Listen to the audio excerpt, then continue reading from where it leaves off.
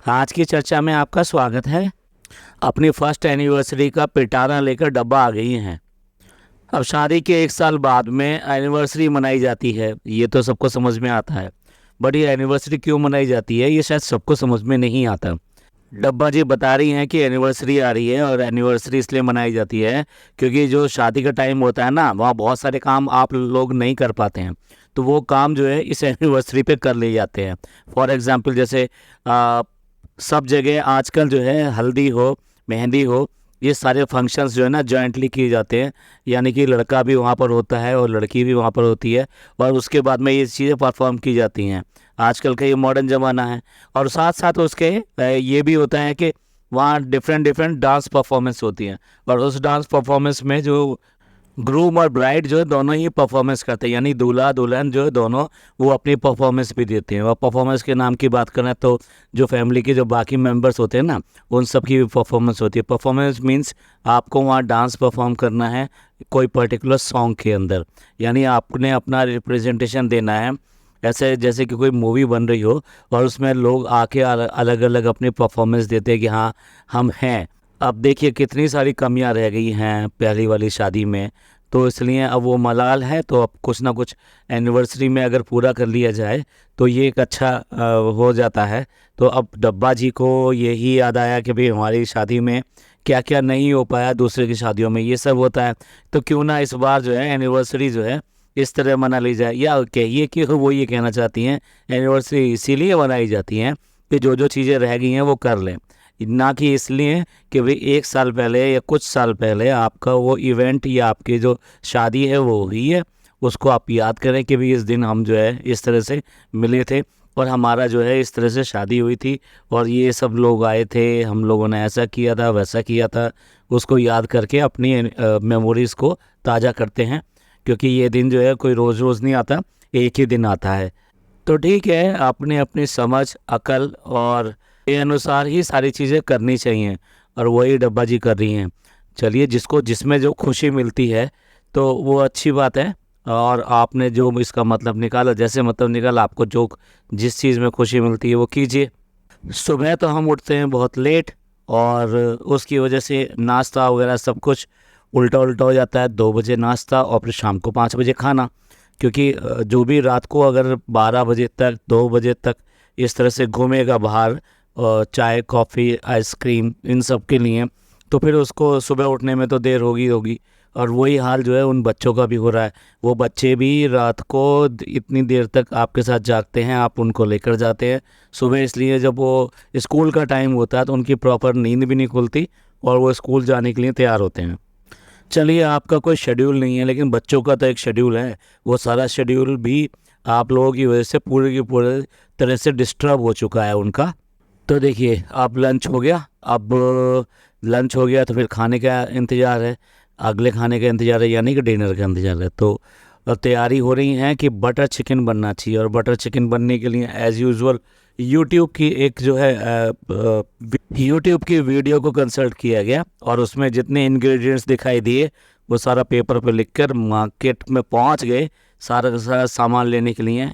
Normally देखा जाए तो बटर चिकन बनाना हो या कुछ भी बनाना हो, इतने इंग्रेडिएंट तो किचन के अंदर ऑलरेडी रहते हैं, क्योंकि मसाले और सब चीज़ें तो वही रहती हैं। तो आपको मतलब क्या लेने जाना है, मतलब ये समझ में नहीं आया। और दूसरी बात ये कि आप वहाँ जाके एक एक मसाला सारी चीज़ें वही सब खरीद रहे हैं, या फिर ऐसे हो गया जैसे कि हलवाई आएगा तो उसके लिए अलग से सामान खरीदा जा रहा है। नॉर्मली तो चिकन लाया जाता है, फ्रेश लाया जाता है, उसके अलावा कुछ जो ताज़ी वेजिटेबल्स वगैरह का आपको ज़रूरत होती हैं, मे बी सम टाइम वो लेकर आते हैं। पर एक एक ये कि धनिया मिर्च जीरा पाउडर वगैरह वगैरह, ये सारी चीज़ें आप कहाँ लेकर आते हैं जब आपको कोई ऐसे कोई डिश बनानी हो। तो हो सकता है बाज़ार से आए हुए नए मसाले जो होते हैं ना, उनकी फ्रेगरेंस और उनका स्वाद वो सब अलग होता हो। भाई ये तो कुछ भी हो सकता है, जब एनिवर्सरी की मीनिंग्स दूसरे निकल सकते हैं, तो यहाँ पर खाने भी अपने अलग स्टाइल से बन सकता है परफेक्शन के लिए। और शाहरुख साहब ने कहा है कि अगर कोई चीज़ आप बहुत शिद्दत से चाहें तो पूरी कायनात आपको उससे मिलाने के लिए कोशिश करती है। और शिद्दत से आपको अगर चिकन बनाना हो तो डिपार्टमेंटल स्टोर सारा सामान आपसे मिलाने के लिए पूरी की पूरी कोशिश करता है और इसलिए वो हर समय तैयार भी रहता है। चलिए फिर पूरी कायनात ने जो कोशिश करी है बटर चिकन बनाने की, चाहे वो बेटी खाला हो या फिर अम्मी हो या फिर अपने फनी भाई हो, सब ने मिलकर जो शिद्दत से जो चिकन बनाया है, तो कायनात ने चिकन को अच्छा बना दिया। और डब्बा जी का कहना ये है कि पहली बार ऐसा हुआ है कि बटर चिकन जो पहली बार में ही बहुत अच्छा बन गया। अब देखिए, जो बटर चिकन अच्छा बना है तो उसमें इस कायनात में वो भी तो शामिल है, जो जिसकी वीडियो देखकर आप ये सब जो कर रही हैं। तो कम से कम एक बार शुक्रिया कह दिया होता, ना लिया होता नाम, और ये कहा होता कि अच्छी रेसिपी थी जिसकी वजह से मैं ये अच्छा जो है बटर चिकन बना सकी। अब देखिए, मोदा में भी आपने पहली बार जो ना स्टू बनाया था, मटन स्टू बनाया था, और वो भी सबको पसंद आया था। वो बात दूसरी है कि आपके सास ससुर और सब जो है इतने अच्छे हैं कि 5 सीटी लगने के बाद में जब वो घुल जाता है गोश्त, तो वो तब भी उनको बहुत अच्छा लगा। उन्होंने आपका दिल रखने के लिए बोल दिया बहुत अच्छा बना है, बहुत अच्छा बनाया है। और जब आप बटर चिकन या इस तरह की कोई भी डिश खा लें जिसमें बहुत सारा बटर हो या ऑयली हो, तो उसके बाद में क्या करना चाहिए कि आपको ग्रीन टी पी लेनी चाहिए उसको बराबर करने के लिए। अब देखिए, वो बच्ची भी तो है, वो जो है डोनाल्ड बनाना सीख रही है और ट्राई कर रही है। सम टाइम आपसे अच्छा नहीं बनता तो अब दोबारा तिबारा अभी कोशिश करते हैं। तो इसी तरीके से बच्चे जो है सीख जाते हैं। अभी तो वो 10th में है और अभी उसका बर्थ सर्टिफिकेट जो है अभी मंगवाया गया है। तो बेसिकली देखा जाए तो आप इनिशियल स्टेज से ही ये सब चीज़ें करते हैं तो आप इन सब चीज़ों में एक्सपर्ट हो जाते हैं। ठीक है, उसके लिए फिर कायनात को बुलाने की या इन सब को बुलाने की ना ज़रूरत नहीं होती है। अब डब्बा जी का मूड सही नहीं है तो उनका मूड सही करने के लिए रात को 12:30 बजे गाड़ी में फिर दोबारा से कॉफ़ी या फिर कुछ भी लेने के लिए बाहर जाया जा रहा है। यही तो है। आप ये कह रहे हो कि मूड सही नहीं है, लेकिन ऐसा कौन सा दिन होता है कि जब बाहर नहीं निकला जाता 12:30 और 2 बजे के बीच में। जैसा कि हमने कहा था उसमें बच्चों को भी एंगेज किया जाता है, तो डेफिनेटली उनका भी जो शेड्यूलिंग है वो सारी शेड्यूलिंग जो डिस्टर्ब होती है। देखिए, मूड फ्रेश करके जब वापस आए ना, आप ध्यान से देखिए कि रिजा को कितनी ज़्यादा नींद आ रही है। इसी तरह डब्बा जी इतनी फ्रेश हो गई है कि अब वो अपनी अनबॉक्सिंग या अनपैकिंग जो करना चाहते हैं, जो कि उनके गिफ्ट आए हुए हैं। फाइनली प्रोग्राम बन रहा है एनिवर्सरी का, तो उसमें जो है फ़नी भाई साहब को परफॉर्म करना होगा, यानी कि डांस करना होगा। और क्योंकि ये सब मिस किया था जब ये हल्दी और ये सब पे नहीं हो पाया था, लेकिन वो किसी भी तरीके से करने को तैयार नहीं है। ठीक है, अपना अपना वो है।